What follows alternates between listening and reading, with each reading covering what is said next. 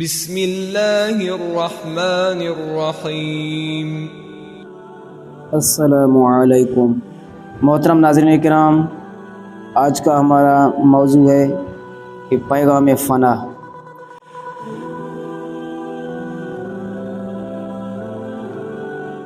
کروڑوں درود و سلام نبی آخر زمان صلی اللہ تعالی علیہ وآلہ وسلم پر،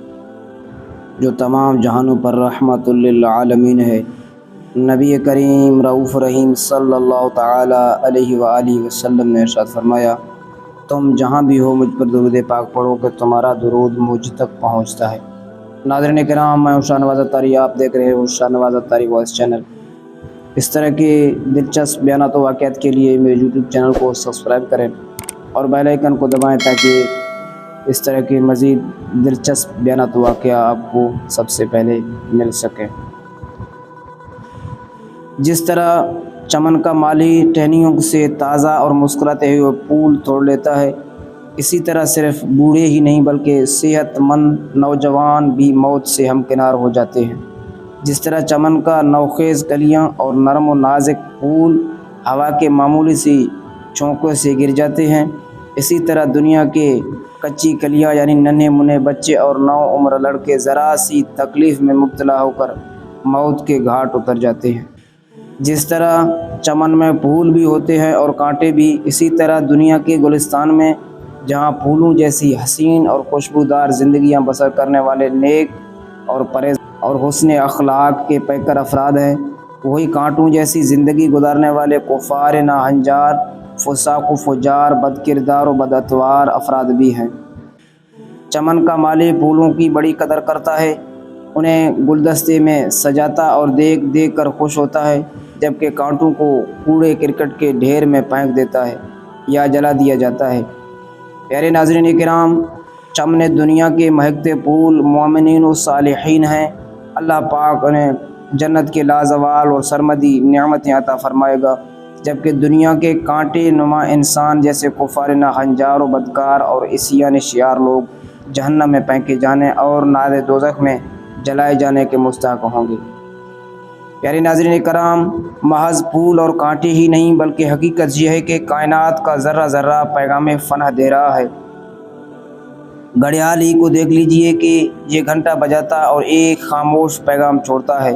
کہ اے انسان، تیری زندگی کا ایک اور گھنٹہ کم ہو گیا ہے۔ یوں ہی پیدائش یا شادی وغیرہ کی سالگرہ مناتے ہوئے لوگ خوشی سے پھولے نہیں سماتے، لیکن اس طرف دھیان کم ہی ہوتا ہے کہ سالگرہ بھی فنا کا ایک پیغام ہے کہ زندگی کے مزید ایک سال کو گرہ لگا دی گئی ہے، یعنی زندگی کے سالوں میں سے مزید ایک سال کم ہو گیا ہے۔ جو سال گزر گیا پلٹ کر نہیں آئے گا، اسی لیے آخرت کی فکر مند لوگ گزرے ہوئے اوقات کا مصاحبہ اور آنے والے اوقات کو بہتر سے بہتر بنانے کا تہیہ کرتے ہیں اور نفس کو قابو کرنے کے لیے مصروف عمل رہتے ہیں، تاکہ آخرت کی تیاری کے سلسلے میں اس کے شرارتیں اور ہٹ درمیاں آڑے نہ آئیں۔ شب و روز ان خوش نصیبوں کے دل کی صدا اور فکر یہی ہے کہ آخرت کی فکر کرنی ہے ضرور، زندگی ایک دن گزرنی ہے ضرور، قبر میں میت اترنی ہے ضرور، جیسی کرنی ویسی بھرنی ہے ضرور، ایک دن مرنا ہے آخر موت ہے، کر لے جو کرنا ہے آخر موت ہے۔ محترم ناظرین کرام، حضرت سیدنا عبید اللہ بن سمیت بن عجلان رحمۃ اللہ تعالی علیہ فرماتے ہیں کہ میں نے اپنے والد ماجد کو ارشاد فرماتے ہوئے سنا کہ مومن اپنے نفس کو اس طرح سمجھاتا ہے کہ اے نفس، یہ دنیاوی اور فانی زندگی صرف 3 دن ہی تو ہے، ایک تو گزر گیا، دوسرا وہ جو گزر رہا ہے سمجھ لے کہ بس یہ بھی گزر گیا، اور تیسرا کل کا دن ہے، اور وہ تو ایک کھوکھلی امید ہے جیسے شاید تو نہ پا سکے، اس کا پورا ہونا موہوم یعنی فرضی ہے۔ بالفرض اگر تو کل تک زندہ رہا تو کل کا دن تیرا رزق اور نہ جانے کتنے لوگوں کے لیے موت کا پیغام ساتھ لے کر آئے گا، ہو سکتا ہے تم بھی انہی میں شامل ہو جنہیں پیغام اجل یعنی موت کا پیغام ملنے والا ہے۔ پھر اگر مزید زندگی ملی تو تیرے کمزور و ناتواں دل پر غربت، بیماری اور آفت و غم مسلط رہے گا۔ جب تجھے اتنے سارے دنیاوی غم ہوں گے تو تیرا دل فکر آخرت کی طرف کیسے متوجہ ہوگا؟ یاد رکھ، ہر گزرتا دن تیری عمر کو کم کرتا چلا جا رہا ہے، لیکن تجھے کوئی پرواہ نہیں، وہ شخص حیات آخرت کے لیے کیا تیاری کرے گا جس کی دنیاوی خواہشات ہی پوری نہیں ہوتی۔ محترم ناظرین کرام، کتنا نادان اور عجیب ہے وہ مسلمان جسے یقین ہے کہ یہ دنیا فانی اور آخرت کی زندگی باقی رہنے والی ہے، پھر بھی باقی کو چھوڑ کر فانی کو بہتر سے بہتر بنانے کے غم اور غلطان و پیچان یعنی الجھا ہوا ہے۔ اس گھر میں نہ پابند نہ آزاد رہے، غمگین رہے کوئی نہ دل شاد رہے۔ تعمیر مکان کس کے لیے ہوتا ہے، تعمیر مکان کس کے لیے ہوتا ہے، کوئی نہ یہاں رہے گا یہ یاد رہے۔ پیارے ناظرین کرام، آخرت کی تیاری کے لیے قبر و حشر کی یاد اور اس کی بہتری کے لیے فکر و عمل بہت ضروری ہے۔ جب ان دشوار گزار گھاٹیوں کا پرہول منظر ہر وقت پیش نظر ہوگا تو ان سے بچنے کا ذہن بنے گا۔ ان ہولناک مناظر کو ذہن میں رکھتے ہوئے ہم سب کو چاہیے کہ باقی رہنے والی اشیاء پر فانی چیزوں کو ترجیح نہ دیں۔ جاہ و منصب، دولت و طاقت اور نفسانی خواہشات سے کبھی دھوکہ نہ کھائیں۔ کبھی بھی اپنے آپ کو طاقتور نہ سمجھیں کہ اصل اور سب سے بڑی طاقت اللہ پاک کی ہے۔ کبھی منصب کے غرور میں اپنے آپ کو بہت بڑا حاکم نہ جانیں کہ اصل بادشاہی تو وہ ہے جسے زوال نہ ہو۔ خوشی و شادمانی کے موقع پر کبھی غفلت کا شکار نہ ہو کہ حقیقی خوشی و فرحت وہ ہے جو بغیر لہو لعب کو حاصل ہو۔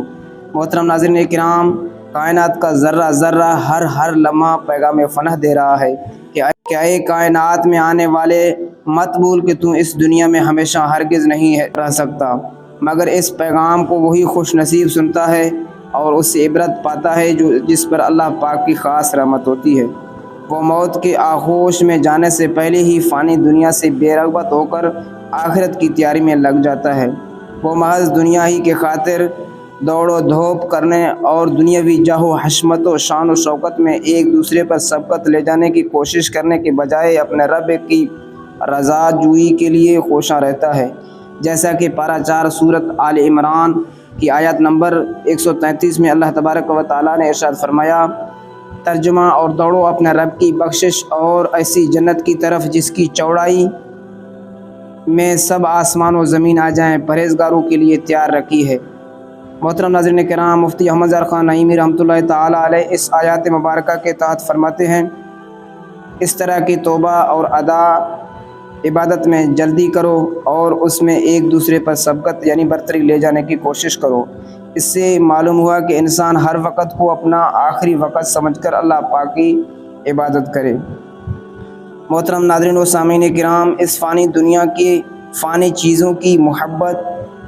یا انہیں حاصل کرنے کی کوشش میں انسان اللہ پاک اور اس کے رسول صلی اللہ تعالیٰ علیہ وآلہ وسلم کے احکامات کو بھلا دیتا ہے یا ان سے غفلت برتتا ہے۔ حالانکہ یہ سب فانی چیزیں نہ موت سے بچا سکتی ہیں اور نہ ہی آخرت میں کارآمد ہو سکتی ہیں۔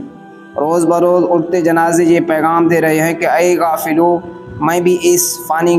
گھر سے رخصت ہو رہا ہوں اور جلد ہی تمہیں بھی یہاں سے جانا ہے، چاہے کتنی ہی عیش کی زندگی گزار لو، بالآخر موت کا ذائقہ چکھنا ہے۔ محترم ناظرین کرام، اللہ تبارک و تعالیٰ پارہ 4 سورۃ آل عمران کی آیت نمبر 185 میں ارشاد فرماتا ہے، ترجمہ، ہر جان کو موت چکھنی ہے اور تمہارے بدلے تو قیامت ہی کو پورے ملیں گے۔ جو آگ سے بچ کر جنت میں داخل کیا گیا وہ مراد کو پہنچا، اور دنیا کی زندگی تو یہی دھوکے کا مال ہے۔ محترم ناظرین کرام، اعلیٰ حضرت صدر الفاضل حضرت مفتی محمد نعیم مراد آبادی رحمۃ اللہ تعالیٰ علیہ اس آیات مبارکہ کے تحت فرماتے ہیں کہ دنیا کی حقیقت اس مبارک جملہ نے بے حجاب یعنی واضح کر دی کہ آدمی زندگانی پر مفتون یعنی شیدائی اور دیوانہ ہوتا ہے، اسی کو سرمایہ سمجھتا ہے اور اس فرصت کو بیکار ضائع کر دیتا ہے۔ وقت اخیر اسے معلوم ہوتا ہے کہ اس میں بقا نہ تھی اور اس کے ساتھ دل لگانا حیات باقی اور اخروی زندگی کے لیے سخت مضرب رساں یعنی نقصان دہ ثابت ہوا۔ حضرت سیدنا جبیر رضی اللہ تعالیٰ عنہ نے فرمایا کہ دنیا طالب دنیا کے لیے متاع غرور اور دھوکے کا سرمایہ یعنی مال و دولت ہے، لیکن آخرت طلبگار کے لیے دولت باقی کے حصول کا ذریعہ اور نفع دینے والا سرمایہ ہے۔ دنیا فانی ہے، اہل دنیا فانی، دنیا فانی، اہل دنیا فانی، شہر و بازار و کوہ و صحرا فانی، دل شاد کریں کس کا نظارہ سے حسن، دل شاد کریں کس کے نظارے سے حسن، آنکھیں فانی یہ تماشا فانی۔ محترم ناظرین کرام،